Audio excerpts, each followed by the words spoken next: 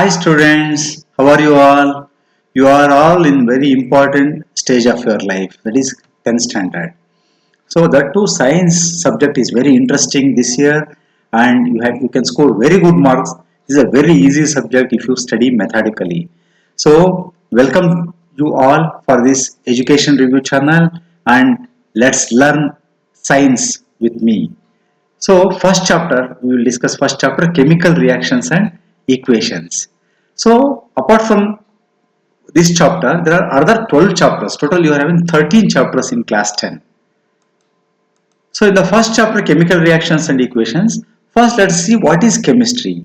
Chemistry is the study of matter, its properties, compositions and the changes it undergoes. Chemistry investigates the structure of atoms and molecules and also interaction between substances and also energy transformations during chemical reactions. In summary, we can say that chemistry explores the building blocks of everything around us. The whole world is made up of chemistry. Even our body is also having many chemical substances also. So in essence, wherever we find atoms and molecules, there we can find chemistry. Chemistry happens to be in the whole world around us, not just in the laboratory. Chemical reactions and equations. Let us learn this chapter. So you can see this chapter in a nutshell. These are the subtopics you are having. You have in the first chapter, chemical reactions and equations. So in today's class, let's learn the following: chemical equations and writing a chemical equation and balanced chemical equation, and also types of chemical equations. So you can see, think what happens when the milk is, I have given few examples. These examples are all there in your textbooks. So when the milk is kept in a room temperature, what happens to the milk during summers?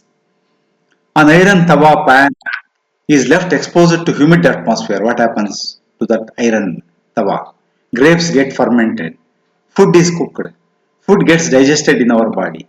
We respire. You see, in all these things, there is some chemical reactions takes place. Some chemical reactions takes place, and something will happen out of this chemical reaction. Some new substance will come, or the substance will change into other substance. So let's see what happens. Whenever a chemical change occurs, we can say that a chemical reaction has taken place. So when there is a chemical change is there, we can see we can say that a chemical reaction is has taken place. Because of that chemical reaction, the chemical change of that substance has been occurred. So then what is a chemical reaction? How do you know that a chemical reaction has taken place? So there are few activities in your textbooks. There are some 2 3 activities initially. So when you burn this magnesium ribbon in a burner, what happens? Actually, when you burn the magnesium ribbon, so that burns with a dazzling white flame and changes into white powder. So that powder actually falls on that small saucer which is kept below. So in the watch glass. So this powder is magnesium oxide. So magnesium, when it is burnt, it uses the oxygen which is in the air, magnesium and oxygen. After that, magnesium oxide, that white powder is magnesium oxide. And when you actually take some lead nitrate solution in a test tube, if you add potassium iodide solution to that, what happens? A bright yellow precipitate of yellow lead iodide forms, while potassium nitrate remains dissolved in the solution.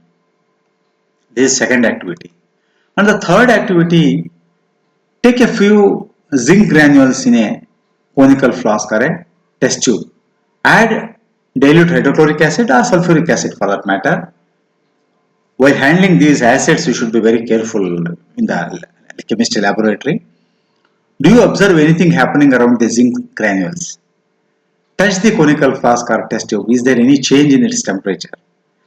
So when you actually add sulfuric acid to the zinc granules, hydrogen gas will be formed with lot of heat is generated. When you touch the test tube or conical flask, you can see the heat on that.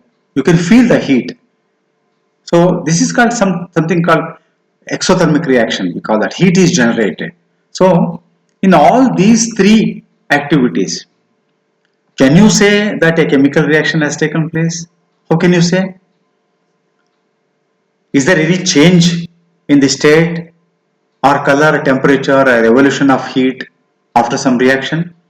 When any two chemical compounds are mixed or come into contact, whether the change in the state do you see, or whether some color is changed, or the temperature is changed, or evolution of heat is you see. So if you see all these things, then we can say that chemical reaction has been taken place. So then let's see what is a chemical reaction. A chemical reaction is a process where one or more substances like magnesium and oxygen they come into contact. When we heat magnesium ribbon, it uses the oxygen and magnesium oxide is produced. So it is a chemical reaction. A chemical reaction is a process where one or more substances like magnesium and oxygen, these two are called reactants, are transformed into one or more new substances. So they will transform, they react. Some chemical reaction happens. It is called those one or two substances are called as reactants. Then one product will come that is called products with a different chemical property. This transformation involves the breaking and forming of chemical bonds between atoms. So what is chemical reaction? Chemical reaction is a process where one or more substances, those substances called reactants, are transformed into one or more new products. These products are having a different chemical properties. So because of these products or substances involved in a reaction, those are called as reactants, and because of that reaction, that because of that chemical reaction, one new product will come that is called a product. So reactants, they react each other because of that chemical reaction, and one product to come that is called products.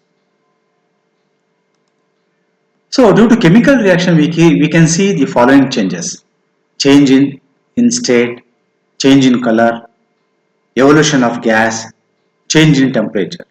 When the reactants are there, when the two separate reactants are there, so there is no change in any of these things. When they come into contact, the product which comes is in a different state, in a different color. Maybe a gas may be evolved. A temperature may be changed. Hydrogen, when it comes to oxygen, it becomes water. Magnesium, when it comes to the contact with oxygen, when it burns, magnesium oxide. Like that. So, what are we can see there are a number of examples for chemical reaction in day-to-day life and also in the chemistry lab also. We can see number of examples. Rusting of iron is a one such example, or any metal for that matter. Because of exposure to air, this is called oxidation reaction. That is an example for chemical reaction. Iron, when it is good in state, because of this process, it gets rusted. Photosynthesis. We all know plants actually they produce food. They manufacture food on their own. They produce food on their own, prepare food on their own by using light, sunlight, and also they use water or any other minerals also, and also soil. So carbon dioxide and water, they use carbon dioxide and also water, and they convert it into as a food and they release oxygen. This is also one example for chemical reaction. And digestion, actually whatever when we eat, Whatever we eat, those things are actually broken down into simpler forms in which the body absorbs those forms. And baking a cake in a bakery or cooking, respiration, even respiration also, we inhale carbon dioxide and we exhale oxygen. So these are all the examples, and you can give many such examples. So let's see chemical equation. First part, writing a chemical equation or balanced chemical equation. So chemical equation, when we actually, I explained this magnesium ribbon. Actually, when we burn this, it uses the oxygen in the air and it burns with a dazzling white flame and changes into white powder. White powder is comes. So this powder is called magnesium oxide. It is formed due to the reaction between magnesium and oxygen present in the air. This sentence can be written in the form of word equation. Magnesium is there plus oxygen, magnesium oxide product comes. That arrow mark comes. It is called magnesium oxide. You can see this is called word equation. Magnesium. We are actually writing this chemical equation in the word form. Magnesium plus oxygen and arrow mark we put magnesium oxide. Magnesium plus oxygen are reactants since they are involved in the chemical reaction and they produce because of that chemical reaction magnesium oxide is produced, that is called product. So when we are actually explaining this in a sentence, we have written in a word equation. So these substances that undergo chemical change in the reaction, magnesium and oxygen are reactants. The new substance is magnesium oxide formed during the reaction is a product. So a word equation shows change of reactants to products through an arrow placed between them. An arrow is placed. The reactants are written on the left side, LHS, left hand side, with a plus sign between them.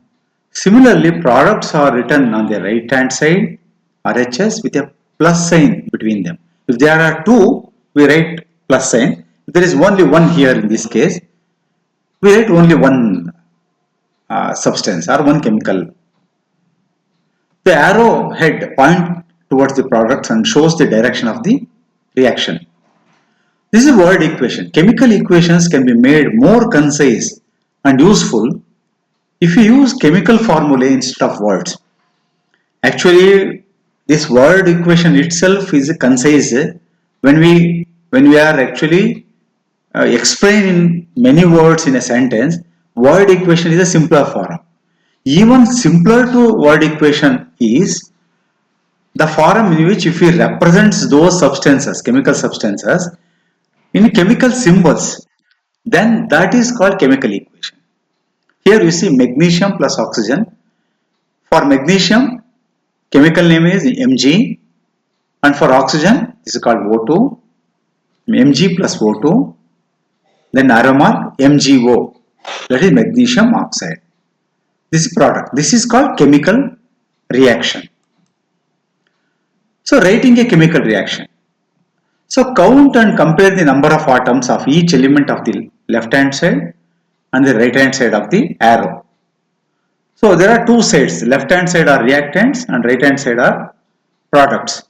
When you count the atoms of the elements in the left hand side and also in the right hand side, if they are equal in the left hand side and right hand side, then they are called as balanced chemical equation. If the number of atoms of each element is the same on both sides, then we call that chemical equation as balanced chemical equation. Here you see magnesium is Mg plus O2 MgO. So whether this is a balanced chemical equation MgO2 MgO, but magnesium in the reactant side 1 Mg is there plus oxygen is O2, but magnesium oxide is MgO, but oxygen is only one here in the product. So this is not balanced. So then that is called as unbalanced. If not, then the equation is unbalanced because the mass is not the same on the both sides of the equation. Why it is unbalanced? Mass is not same. Here two oxygen is there, there one oxygen is there. Mg is magnesium is same. Why it is unbalanced means mass is not the same. Such chemical equation is a skeletal chemical equation for a reaction. If the mass is same, then that is called balanced chemical equation. If it is not, then it is called skeletal chemical equation. So that Mg plus O2 is MgO is a skeletal chemical equation for for burning the magnesium in air.